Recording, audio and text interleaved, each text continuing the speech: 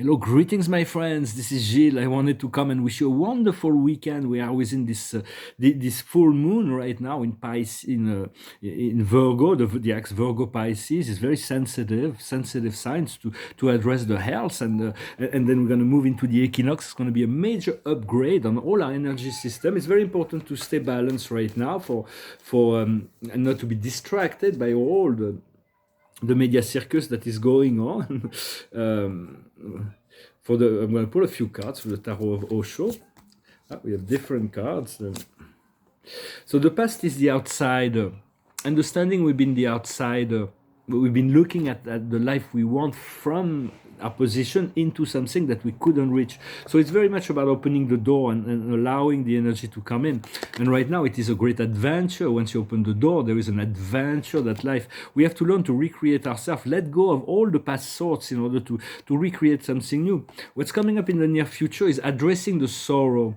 The sorrow is very important to address this sorrow. We all have this deep, profound feeling of abandonment, pain, suffering, which is unconscious for the most part, but we want to address it as soon as possible to make available ourselves for that, because until the deepest part, the most wounded part of ourselves is addressed, we will be blocked into this. It will come up, it will keep coming up. So it is very important. At which point we want to move into projection. So it's about projecting an idea, projecting. So it's very important to hold a dream, to have a vision, to inform the universe of what you want. Although it's like there is a great effort in being receptive and creating from intention, it is very important to have a dream, to have a vision of what the liberated life, your ideal life may be like, to inform the universe. The universe is not limited in any way, shape, or form to bring us what we need. And so it's about overcoming the doubts as well. Understanding we have to be patient, because this is about postponement.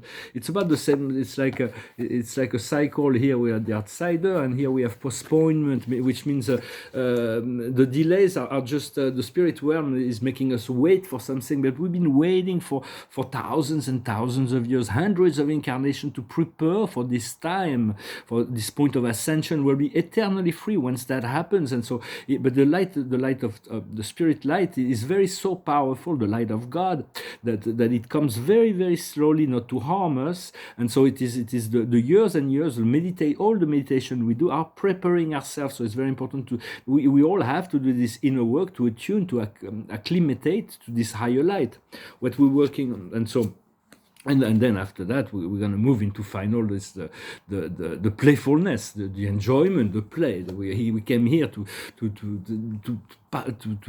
participate in this amazing creation that God created for joy, for happiness, for sharing. It's just the misunderstanding of some people get involved in very strange experiments in this universe, in the universe of universes in general that are beyond my consciousness and understanding, because it is very vast. There are 700,000 local universes in the grand universe right now that are all evolving. Some are already settled into the light, but others have been destroyed even. So it's a long story. First, we have to learn our local universe and millions of star systems that are centered around the Pleiades. Salvington is a celestial world that is the very center of our local universe, this universe of Nebadon, was a magnetic universe that's like it's like a single point of light, and the light was taken away from a pendulum. We don't stop the pendulum and return to the vertical axis of the light. That is the essential. And what we're working on now is the completion.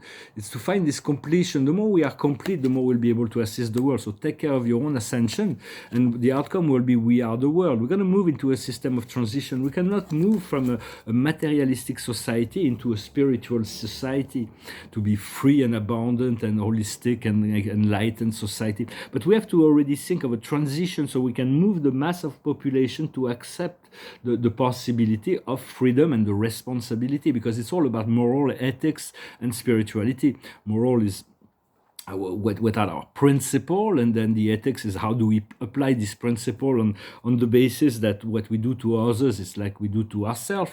And then spirituality, it's very much there is a major cleanup that is going on right now on the planet because of the lack of respect, morality, spirituality, ethics. I'm not talking about anyone in particular, I'm just talking in a very general way.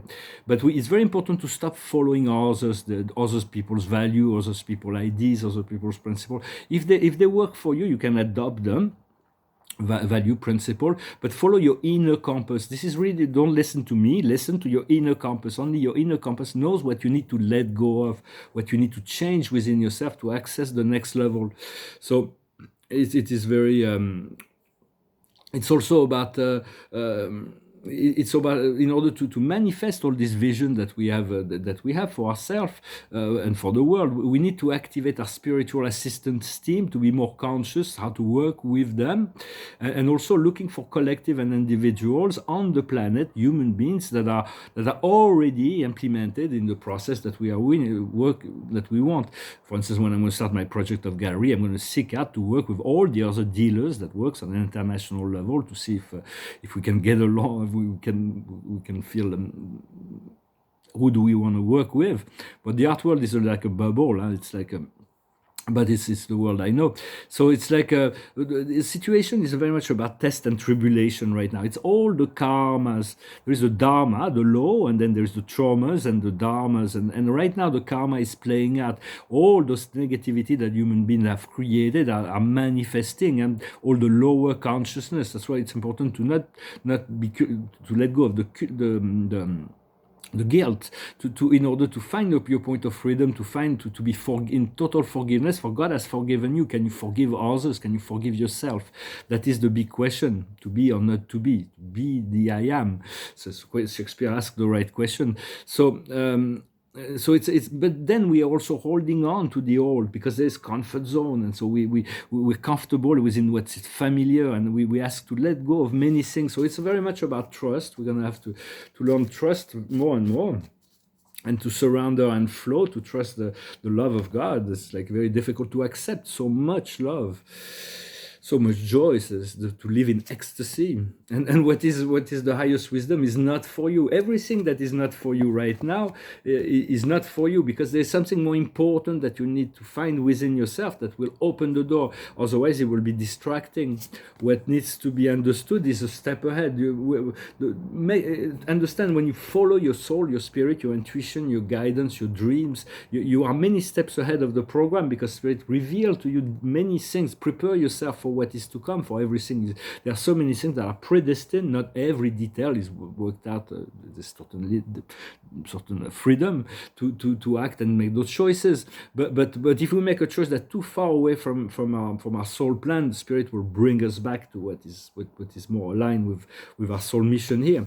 And what we need to do is the destiny is to be in total alignment with our soul, our spirit, with the will, the love, and the consciousness. The consciousness, 6 and 7 chakra are essential when you open the door, connect to the planet, and the outcome will be the will of God, the yang, the power, the heavens, the power of heaven that's going to be manifesting into this world, the divine authority. As millions of people awaken their Christ consciousness, this Christ within will achieve authority over the first, because everything is managed from the ethers, but now it needs to be it needs to be anchored within the physical plane. So it's some work. For it's like the light of God is very bright, as Plato says. When you come out of the caverns, it's like for weeks you're blind, and then eventually at night you see your reflection, you see the stars, and one day you see the sun in the sky. But this light, the presence of God, but it's symbolic. But Plato, even in his 2,500 years ago, was very clear in what he saw. In terms of so this shadow matrix is nothing new, really.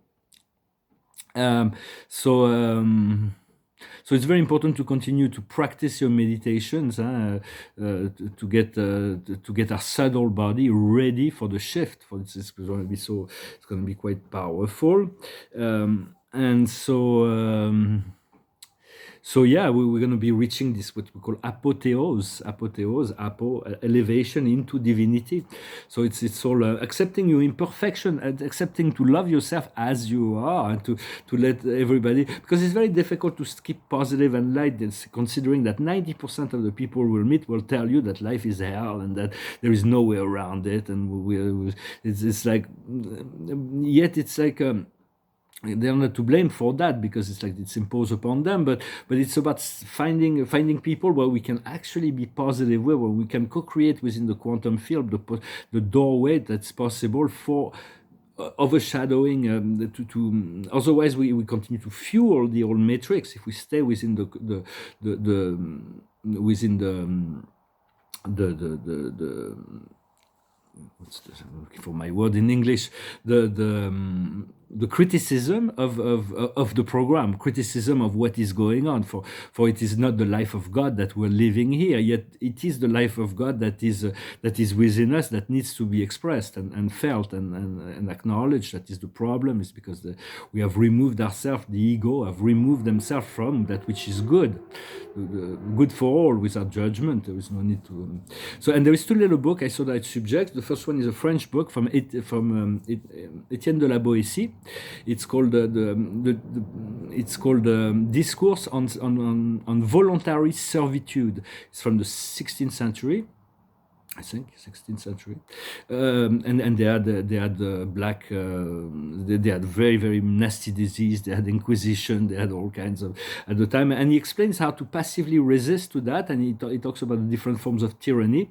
Although it's 400 years old, it's still very valid and valuable. Another book is the Animal Farm, of George Orwell, which is a very important book to realize that if humans are not careful, they always want to get rid of the tyranny, but a new tyranny is coming to replace it. So it's a very slow progress towards the enlightenment and the acceptation. Otherwise, humans will create new forms of tyranny. That's what George Orwell make us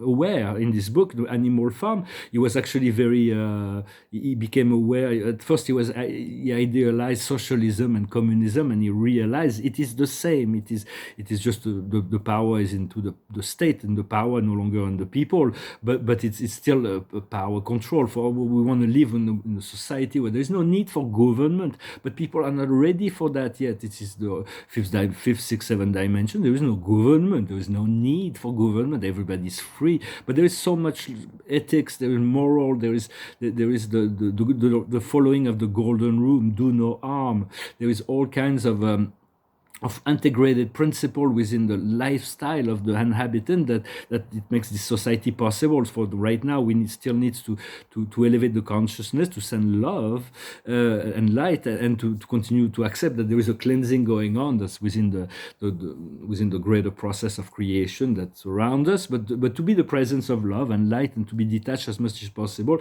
Even if negativity can catch up with you sometimes, it should be able to escape it, transmute it, and escape it, and return to the point of gratitude, and for what is to come, for what the universe has in store for us. Well, I wanted to thank you very much for listening, for cultivating the light, the love, to be this anchor, this presence of love in the world. Thank you for liking, sharing, commenting, and subscribing, and thank you for your donations. If you want a private session, you can send me an email. I will be doing some traveling soon.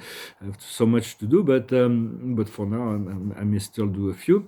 And I'm going to finish with a song. It's a song on the other side of Imagine that I sang the other day. So Imagine was a very powerful song. It was the dream of an atheist for a world of peace. Everybody has his own version of Imagine. But this is about love. It's about love. It's called Love Rescue Me. It goes like this. Love rescue me. Come forth and speak to me. Raise me up and don't let me fall. No man is my enemy. My own hands imprison me. Love rescue me. Many strangers I have met on the road to my regret. Many lost to seek to find themselves in me. They ask me to reveal the very thoughts they would conceal. Love rescue me. and the sun in the sky makes a shadow of you and I, stretching out as the sun sinks in the sea. I'm here without a name, in the palace of my shame. I said, love, rescue me. In the cold mirror of a glass, I see my reflection pass. See the dark shades of what I used to be. See the purple of her eyes, the scarlet of my lies. I said, love, love, rescue me. Yea, though I walk in the valley of the shadow, yea, I will fear no evil. I have curse, I rod and staff, they no longer comfort me. I said, love, love, rescue me. Sha-la-la-la, sha-la-la, la-la-la-la-la-la. Sha-la-la, sha-la-la, sha-la-la-la. I said, love, love, rescue me. I said, love, climb up the mountain. Said, love. I said, love, oh my love. I'm on the heel of the sun, on the eve of the storm, and my words you must be leaving. Oh, I said, love, rescue me. Oh yeah, oh yeah, oh yeah, yeah, I'm here without a name in the palace of my shame. I said, love, rescue